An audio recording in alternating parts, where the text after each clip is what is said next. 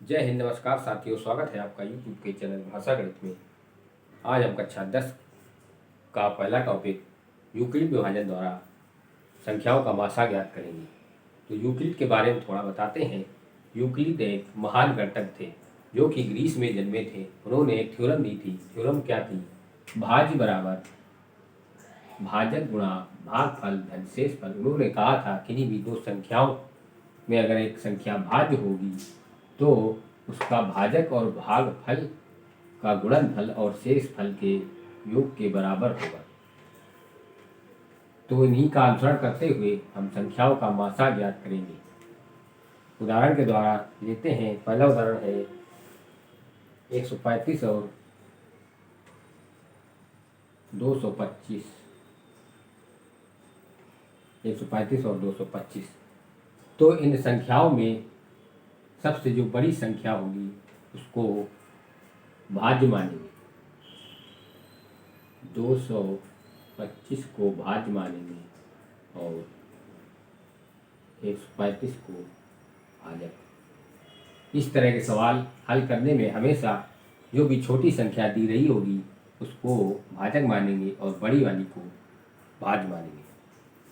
फिर इसका इसमें भाग देंगे तो कितनी बार जाएगा? एक बार जाएगा। इसको इसमें घटाएंगे। 12 में 3 गया तो 9 बचेगा। अब इसको इस रूप में भी लिखना पड़ेगा, तभी आप इसका अनुसरण करेंगे, अन्यथा आपका सवाल गलत हो जाएगा। तो कैसे लिखेंगे? यहाँ पर जो संख्या लिखी होती है उसको कहते हैं भाजक। उसको कहते हैं भाजक। यहाँ जो लिखी होती है इसको कहते हैं भागफल। और यहाँ जो बचता है इसको कहते हैं शेष माने बचने वाला, फल माने परिणाम, बचा हुआ परिणाम, शेषफल 90। तो इस रूप में लिखना पड़ेगा आपको। तो कैसे लिखेंगे? जो बड़ी संख्या आएगी उसको भाज्य कहेंगे। तो भाज्य क्या है? 225 बराबर भाजक 135।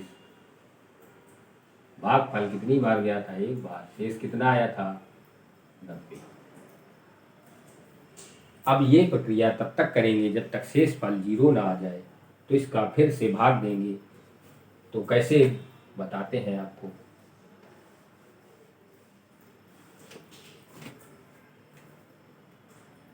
जो शेषफल आएगा उसको भाजक बनाएंगे और जो भाजक होगा उसको भाज्य।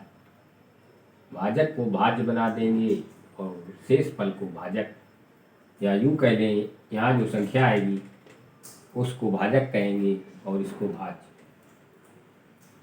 अब इसका इसमें भाग देंगे। कितनी बार जाएगा? एक बार जाएगा। इसको इसमें घटाएंगे। कितना आया? 5। 13 में 9 गया 4। अब फिर से इसको इसी रूप में लिखेंगे। तो भाज्य क्या है? 135। भाज्य है 135 बराबर भाजक है 90 गुणते भागफल है 1 प्लस शेषफल आया 45। अब इसको शेषफल को भाजक बनाएंगे, इसको भाज्य बनाएंगे। इसका इसमें भाग देंगे। पूरा पूरा 2 बार चला जाएगा। शेषफल आएगा 0।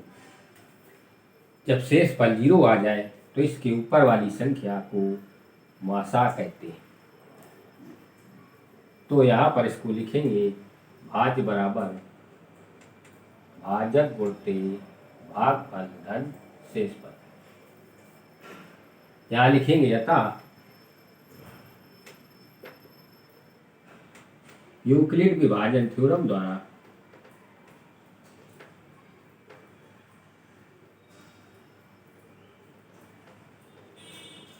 संख्या 135 कामा 225 का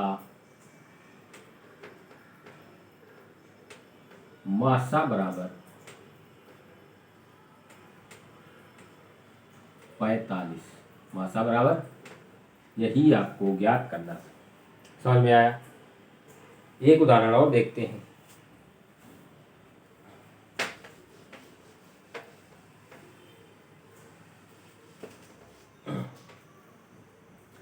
102 और 255 का यूक्लिड विभाजन के द्वारा 102 और 255 का यूक्लिड विभाजन द्वारा मासा ज्ञात करो। तो हमने बताया था जो बड़ी संख्या होगी उसको भाज्य मानेंगे, छोटी वाली को भाजक। इसका इसमें भाग देंगे, 2 बार जाएगा, 2 दूनी 4, 0 घटाएंगे 1 आएगा, यहाँ पर 5 आएगा। अब इसके रूप में लिखना पड़ेगा आपको भाज्य बराबर, यानी 255 बराबर भाजक है 102 भागफल 2 शेषफल 51। अब फिर से इसको भाजक मानेंगे और इसको भाज्य मानेंगे।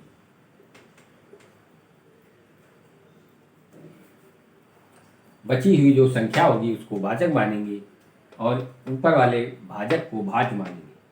अब इसको इसमें भाग देंगे तो 2 बार पूरा पूरा चला जाएगा,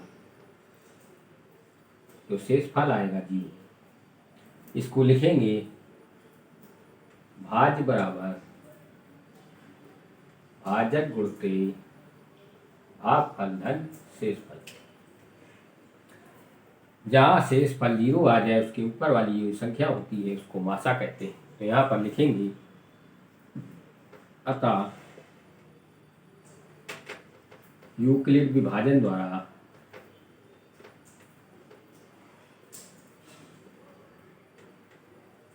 एक 102 और 255 का मासा बराबर 51। मासा बराबर विधिवत इसी तरह से आपको लगाना है। एक सवाल और देख लेते हैं।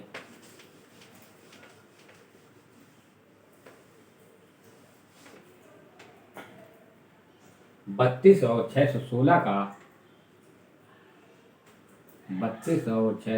का यूक्लिड विभाजन द्वारा मासा ज्ञात करो। तो वही प्रक्रिया, बड़ी वाली भाज छोटी वाली भाजक। इस संख्या का इसमें भाग देंगे, कितनी बार जाएगा किसी को आइडिया? 19 बार जाएगा।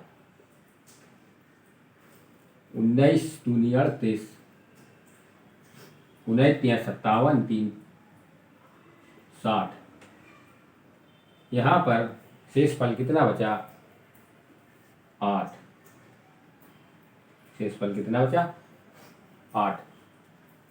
तो इसके रूप में लिखेंगे भाज्य बराबर भाजक गुणा भागफल धन शेषफल। अब इस शेषफल को भाजक मानेंगे, इसको भाज्य मानेंगे, इसमें इसका भाग देंगे तो भाग पूरा पूरा चला जाएगा। जैसे ही 0 आ जाए उसके ऊपर वाली संख्या मासा होगी। तो इसको लिखेंगे भाज्य बराबर भाजक गुणा भागफल धन शेषफल। अतः यूक्लिड विभाजन द्वारा संख्या 32 का 616 का मासा बराबर 8, जो कि आपको ज्ञात करना था। तो मैं आशा करता हूँ कि आपको बहुत ही अच्छी तरह से समझ में आया होगा। आपको जो भी सवाल दिए जाएंगे आप तुरंत लगा लेंगे। तो अगले टॉपिक के साथ अगले दिन मिलेंगे। तब तक के लिए धन्यवाद।